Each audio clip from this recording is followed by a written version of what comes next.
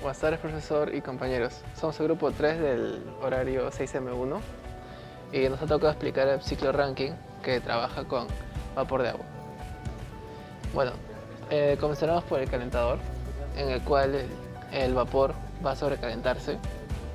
Luego de eso pasará a una válvula, en el cual el proceso es isentálpico. Es decir, la entalpía de 10 y 1 es la misma. Luego el flujo másico pasará por una turbina adiabática para luego ingresar nuevamente al calentador por un proceso de recalentamiento. Luego de eso, el flujo másico irá a la turbina, por una segunda turbina adiabática también, para separarse en flujo másico A y flujo másico B.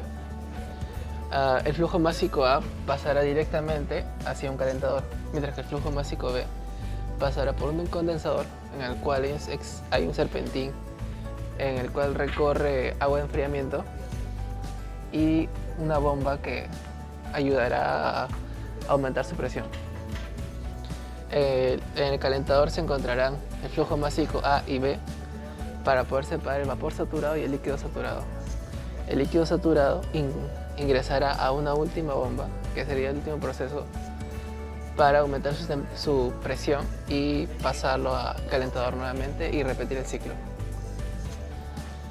Para poder completar las tablas, usaremos la eficiencia isentrópica de las turbinas para poder hallar la entalpía en 2, en 4 y en 5. Y asumiremos que las bombas son isentrópicas para poder hallar las entalpías en 7 y en 9 con la primera ley. Explicado anteriormente, para la primera pregunta, para el primer inciso, tenemos la tabla de temperatura con entropía. Bueno, nos damos cuenta que del proceso 10 a 1 pasa a través de una válvula y, como lo mencioné anteriormente, ocurre un proceso isoentálpico. Es decir, que la entalpía en 10 y en 1 se va a mantener constante. Por eso es que vemos esa pequeña curva de una presión a otra presión, ya que en la válvula la presión disminuye.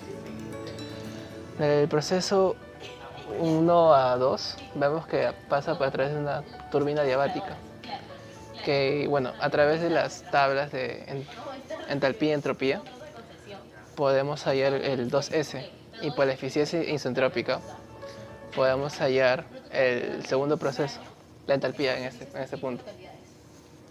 Bueno, en este proceso, ¿no? Y después del proceso 2 a 3, como mencionamos, entra por la caldera nuevamente por un recalentador, y por eso la presión se mantiene constante, pero la entropía varía, aumenta.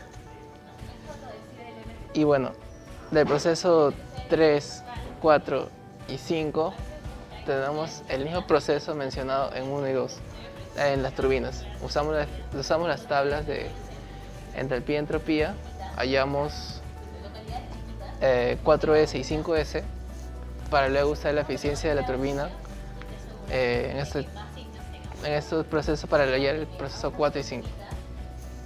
Luego, del proceso 5 a 6 vemos que pasa por un condensador.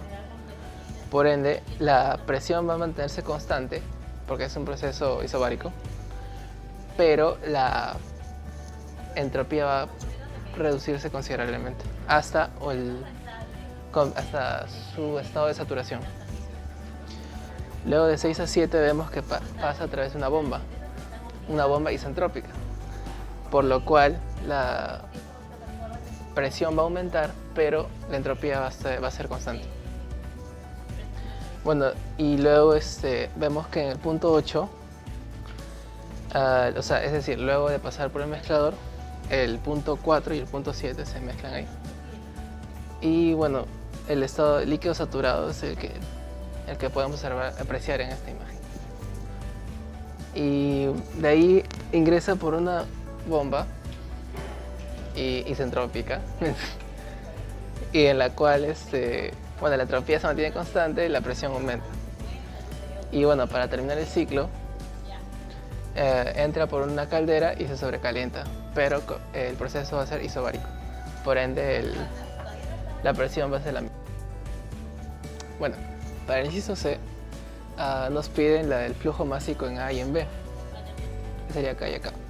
Entonces usamos la primera ley, el FES, que tenemos el calor es igual a la suma de masas salientes menos las masas entrantes más el trabajo. Pero en el calentador sabemos que es adiabático y no hace trabajo.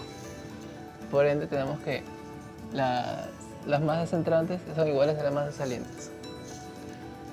Y ok, bueno, reemplazando valores tenemos esta ecuación debido a que ese sería el flujo másico total, que sería el caudal de la caldera, que es de dato, sobre el volumen específico en el proceso 10, el cual nos da 20 kilogramos por segundo, que sería el flujo másico total.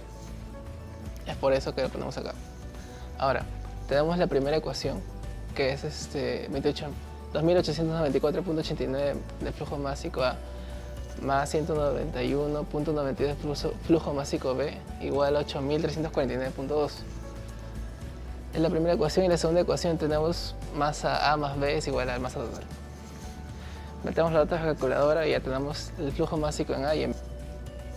Ahora, para el inciso D nos piden el caudal del refrigerante entrante en el condensador por el serpentín.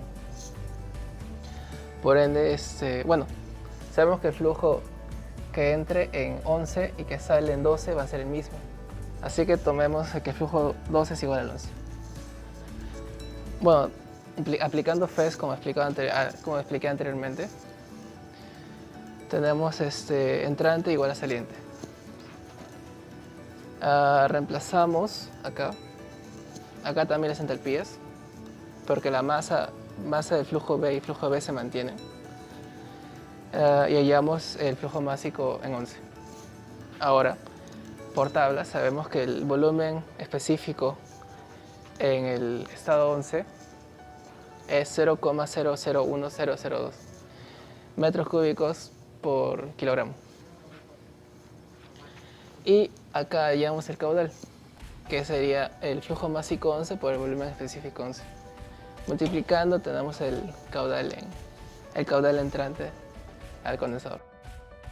Y ahora en el inciso E nos piden el potencial eléctrico.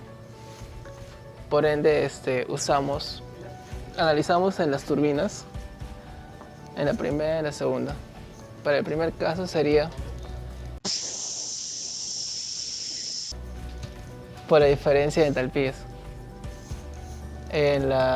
Analógicamente, usamos FES para eso. Analógicamente para la segunda turbina sería flujo másico total por entalpía 3 menos flujo másico de A por entalpía 4 menos flujo másico de B por entalpía 5.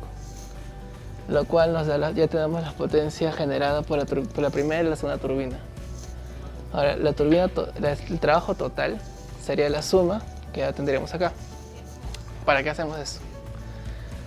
Porque de dato tenemos la eficiencia mecánica de la turbina, ya que sale por un generador. Y eso sería el trabajo del eje sobre el trabajo de la turbina. Entonces hallamos el trabajo del eje multiplicando 0.95, que es dato, por el trabajo de la turbina que ya hemos hallado y tenemos esto. Ahora, en la eficiencia del generador tenemos que es igual al trabajo eléctrico sobre el trabajo de eje. Como ya hemos hallado el trabajo del eje y tenemos el dato de la eficiencia del generador, entonces la potencia eléctrica sería la eficiencia del generador, que es 0.98, por la potencia del eje. Ya tenemos eso. Y para el inciso F nos piden la eficiencia del ciclo. Por comodidad, y ya que sabemos que la eficiencia del ciclo es la potencia de la turbina sobre el QH, que es el calor del calentador, que hallamos por FES también.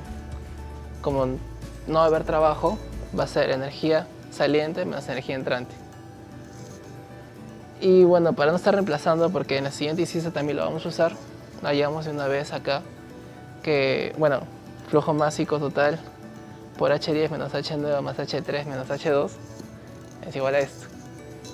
Ahora, para la eficiencia de ciclo, sería como lo mencioné hace un momento, potencia de turbina sobre el QH. Dividimos y tenemos que la eficiencia del ciclo es 0.36.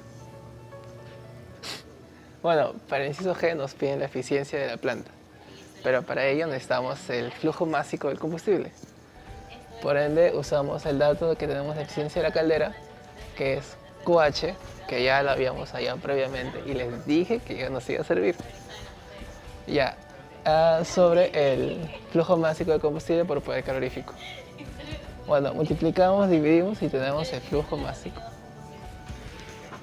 Ahora, la eficiencia de la planta, sabemos que es potencia eléctrica, que ya la tenemos también acá, sobre el flujo másico de combustible por el poder calorífico. Entonces, bueno, la eficiencia de planta multiplicamos, dividimos y tenemos que es pum, 0.27. Es ¡pam! 0.27. Ya. Ahora, bueno, para el inciso H nos piden el costo por kilowatt por hora, que es la primera vez que escucho eso, pero bueno. Tenemos el flujo másico del combustible y para eso necesitamos el caudal también. Sería el flujo másico del combustible entre la densidad del combustible, o sea, que sale de la caldera, que nos dan de dato en el problema estado. Y bueno, tenemos 2.1976 litros por segundo. Ahora, el costo del combustible. Sabemos que es 12 soles por galón, que también es dato. Y bueno, lo transformamos por, o sea, también es dato de que un galón equivale a 3.185 litros. Y todo eso se multiplica por el caudal del combustible. Bueno, reemplazamos este valor acá, multiplicamos, lo pasamos toda la calculadora y tenemos costo del combustible en soles por segundo. Pero con el problema nos piden en soles por kilowatt hora. Tenemos el costo kilowatt hora, es el costo del combustible entre la potencia eléctrica. Bueno, reemplazamos esto con esto y tenemos que es 1.107 soles kilowatts hora. Gracias.